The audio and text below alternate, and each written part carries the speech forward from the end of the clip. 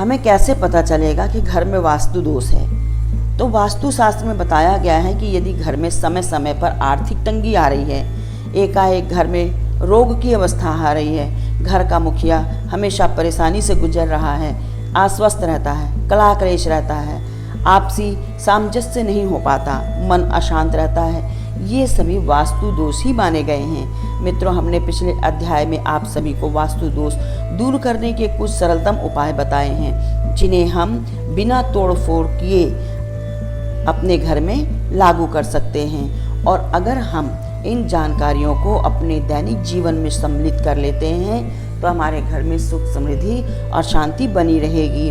आज भी हम आपको कुछ और अन्य ध्यान देने योग्य बातें साझा कर रहे हैं। घड़ी, शीशा, टीवी या शीशे की वस्तु पूर्व या उत्तर दिशा में लगाएं।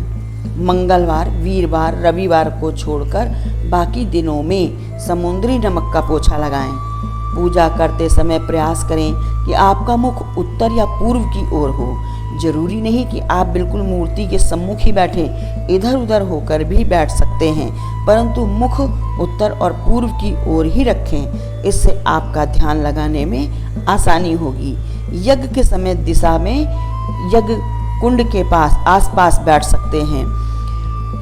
बाहर से घर में आ रहे हैं तो हाथ पैर मुंह धोकर ही अंदर आएं। घर में प्रवेश करते समय कुछ न कुछ अवश्य ही हाथ में लेकर आएं, चाहे वो बच्चों के लिए 1 रुपए की टॉफी ही क्यों ना हो।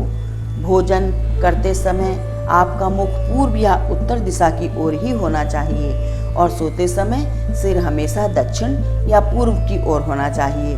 घर से निकलते समय पत्नी, माँ, बहन, बेटी जो भी घर में उपस्थित हो उससे मिलकर जाएं। दहलीज से बाहर पैर निकालते समय हमेशा दायां यानी सीधा पैर पहले बाहर निकालें। घर से निकलते समय प्रतिदिन घर के मंदिर में सिर झुकाकर अपने प्रभु से मिलकर आएं और कहें, प्रभु मेरी रक्षा करना, मेरे परिवार की रक्षा करना।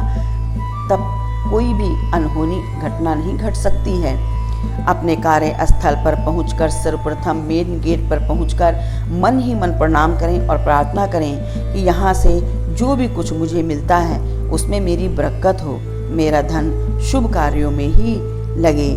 रात में जूठे बर्तन ना छोड़ें। रसोई घर पूरा साफ और महकता हुआ रखें।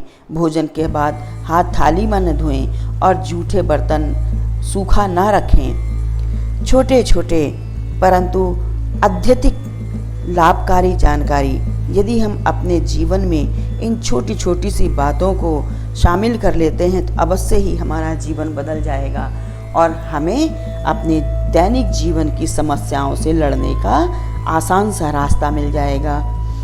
अब हम अपनी जानकारी यहीं समाप्त करते हैं। अगली कथा के साथ हम आपसे फिर मिलते हैं। तब तक के लिए जय माता दी। धन्यवाद मित्रों।